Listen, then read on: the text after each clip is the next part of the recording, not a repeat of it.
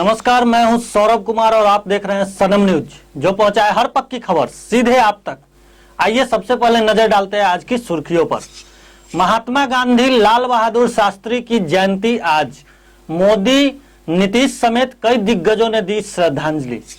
कालाबाजारियों के चंगुल में फंसे प्रवासी मजदूर, एक ही पीएनआर पर जारी की थी 3 रेल टिकटें। डोनाल्ड और मेलानिया ट्रंप को हुआ कोरोना, एक दिन पहले निजी सहायक पाई गई थी संक्रमित। बिहार झारखंड के यात्रियों को त्योहारों में घर जाना होगा अब आसान, 200 और नई ट्रेनें चलाएगी रेलवे। सुशांत की तरह उलझी है उत्कर्ष के मौत की गुत्थी, परिवार वालों ने हत्या का आरोप लगाया है। सड़क हादसों में घायलों के मददगार नहीं होंगे परेशान, सरकार ने जारी की अधिसूचना। मुजफ्फरपुर में फिर बाढ़ का मंडराने लगा खतरा, कई नदियां उफान पर।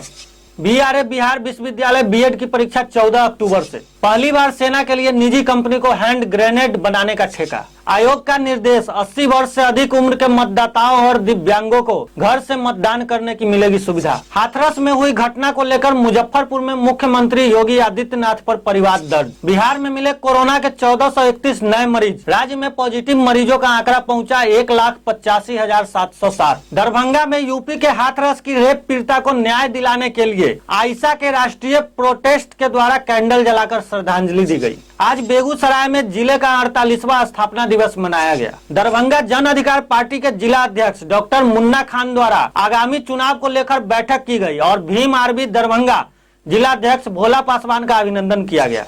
दरभंगा डाक विभाग ने मनाया अपना 166वां स्थापना दिवस। सुशांत को इंसाफ दिलाने के लिए जंतर मंतर पर धरना, मुंबई से आए दोस्तों ने की है न्याय की मांग। आइए अब देखते हैं खबरें विस्तार से। आज 2 अक्टूबर को भारत के राष्ट्रपिता महात्मा गांधी की 151वीं जयंती और पूर्व प्रधानमंत्री लाल बहादुर शास्त्री की 116वीं जयंती है। इस मौके पर देश के राष्ट्रपति, प्रधानमंत्री, गृह मंत्री समेत कई नेताओं ने श्रद्धा सुमन अर्पित किया। प्रधानमंत्री मोदी ने राजघाट पर महात्मा गांधी को उनकी जयंती पर श्रद्धांजलि अर्पित की और विजय जयंती पर पूर्व पीएम लाल बहादुर शास्त्री को भी उनकी जयंती पर श्रद्धांजलि अर्पित की। राष्ट्रपति रामनाथ कोविंद ने भी महात्मा गांधी की जयंती पर उन्हें नमन किया। कोरोना महामारी के बीच सहरसा में रेल टिकटों की कालाबाजारी का धंधा भी जोरों पर है और इसका शिकार गरीब तबके के मजदूर बनते हैं, जो रोजी रोजगार की तलाश में अन्य राज्य जाने के लिए टिकट लेते हैं और वे ठगी का शिकार बन जाते हैं। ऐसा ही एक मामला सहरसा स्टेशन पर सामने आया है, जहां सहरसा से नई दिल्ली जाने वाली वैशाली एक्सप्रेस के नाम पर 3 यात्रियों से एजेंट ने 10,165 की जगह 5600 रुपए वसूल लिए।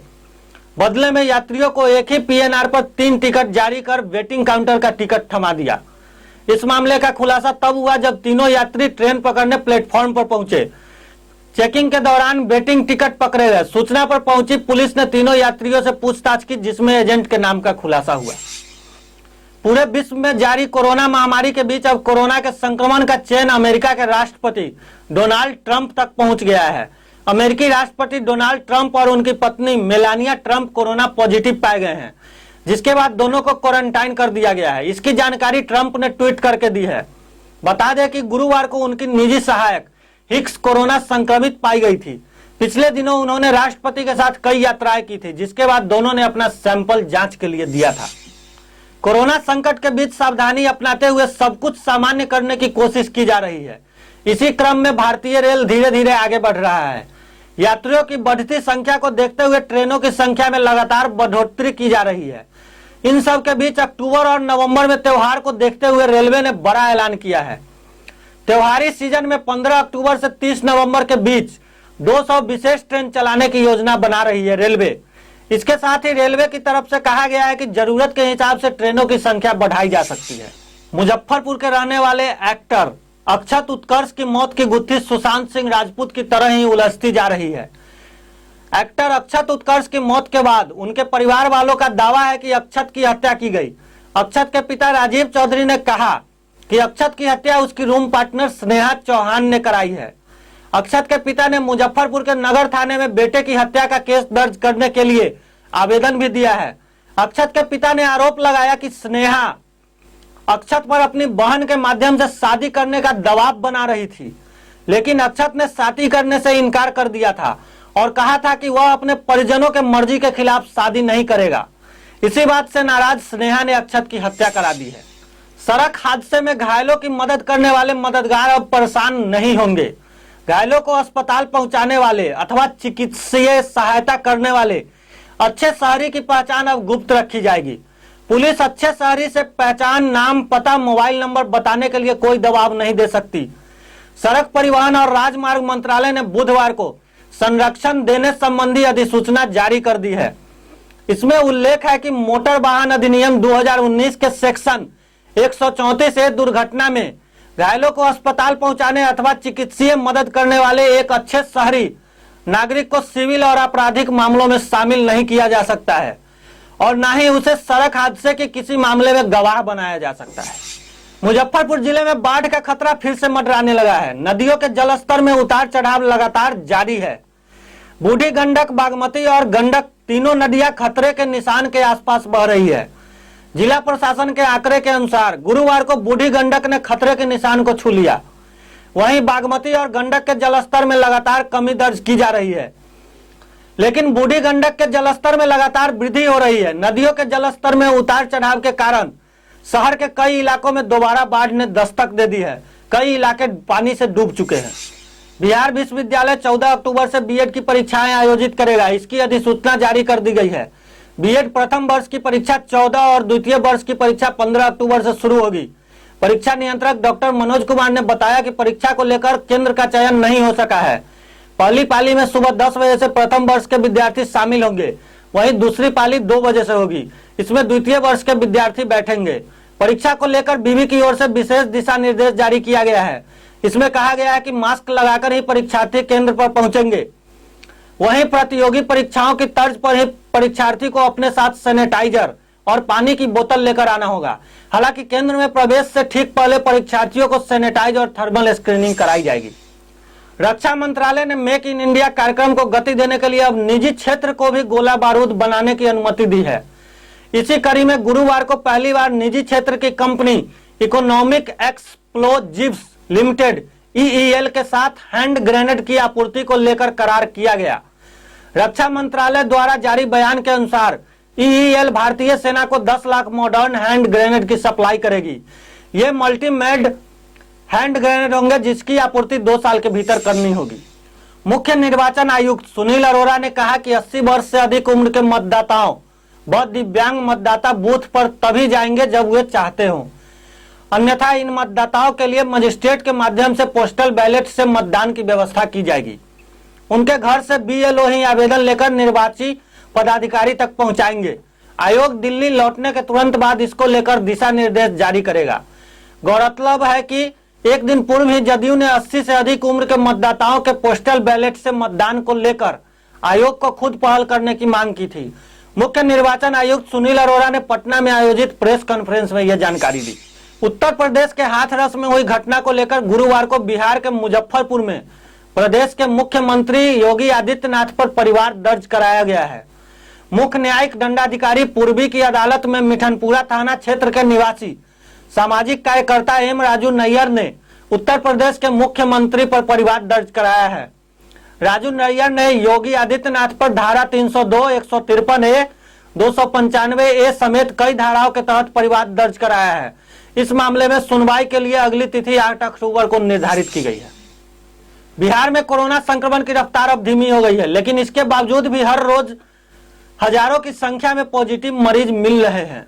स्वास्थ्य विभाग की ओर से ताजा अपडेट जारी की गई है। इस अपडेट के मुताबिक बिहार में 1431 लोग कोरोना पॉजिटिव मिले हैं। इसके साथ ही राज्य में कोरोना संक्रमितों की संख्या बढ़कर 1,85,707 हो गई है। बिहार में फिलहाल 13,933 कोरोना के एक्टिव केस हैं। दरभंगा जिला कमेटी द्वारा कॉमरेड भागेंद्र झा चौक पर कैंडल जलाकर श्रद्धांजलि दी गई। यूपी के मुख्यमंत्री योगी आदित्यनाथ के खिलाफ भी विरोध प्रदर्शन किया गया। कार्यक्रम का नेतृत्व आइसा जिला सचिव विशाल माझी ने किया और सभा की अध्यक्षता राष्ट्रीय परिषद सदस्य मयंक कुमार यादव ने किया। संवाददाता चंद्रभूषण ने बताया कि कार्यक्रम का संबोधन आइसा राज्य सह सचिव संदीप कुमार चौधरी ने कहा कि यूपी में अपराधियों की सरकार है। दलित गरीबों पर हमला, रेप करके हत्या, दंगा आम बात हो गई है। उन्होंने मोदी सरकार से अविलंब महिला सुरक्षा कानून बनाने की मांग की। आइसा जिला सचिव विशाल माझी ने कहा कि यूपी में सरकार और पुलिस की मिलीभगत से गरीबों पर अत्याचार हो रहा है। कार्यक्रम में रमन कुमार निराला, जगदम्बा प्रसाद, मोहम्मद आसिफ खान, फेमस तबरेज, आनंद कुमार, प्रदीप कुमार, विकास पासवान, सरोज कुमार पासवान इत्यादि लोग मौजूद थे। आज बेगूसराय जिले में जिले का 48वां स्थापना दिवस मनाया गया। संवाददाता मोहम्मद मिराज ने बताया कि आज पूरे बेगूसराय की जनता एक दूसरे को अपने जिले के स्थापना दिवस की बधाई और शुभकामनाएं दे रहे हैं।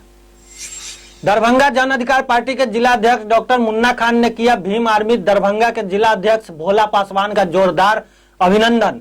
यह बैठक आगामी चुनाव के मद्देनजर प्रोग्रेसिव डेमोक्रेटिक एलायंस के सभी घटक दल के साथ रखा गया एवं आगामी चुनाव को लेकर वार्ता भी हुई।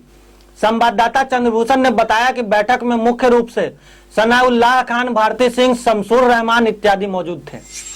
आज दरभंगा प्रमंडल के डाक अधीक्षक उमेश चंद्र प्रसाद के द्वारा भारतीय डाक का 166वां स्थापना दिवस मनाया गया। डाक विभाग की स्थापना 1 अक्टूबर 1854 ईस्वी को हुई। इस अवसर पर डाक अधीक्षक उमेश चंद्र प्रसाद ने सभी को शुभकामनाएं दी है। उन्होंने कहा कि डाक विभाग हमेशा से देश की आर्थिक एवं सामाजिक विकास में अग्रणी भूमिका निभाता रहा है एवं अपने विभिन्न सेवाओं को डाक सेवा से जन सेवा में चरितार्थ किया है। डाक विभाग जन कल्याणकारी अनेक सेवाएं प्रदान करती है, जैसे लघु बचत योजना, सुकन्या समृद्धि योजना, बीमा योजना आदि से स्वयं एवं देश की छवि को आसमान की ऊंचाइयों तक पहुंचाया है। इसने डाक विभाग के कर्मचारी अपने कर्तव्य परायणता से विभाग एवं राष्ट्र को आर्थिक समृद्धि में सहयोग करते रहेंगे।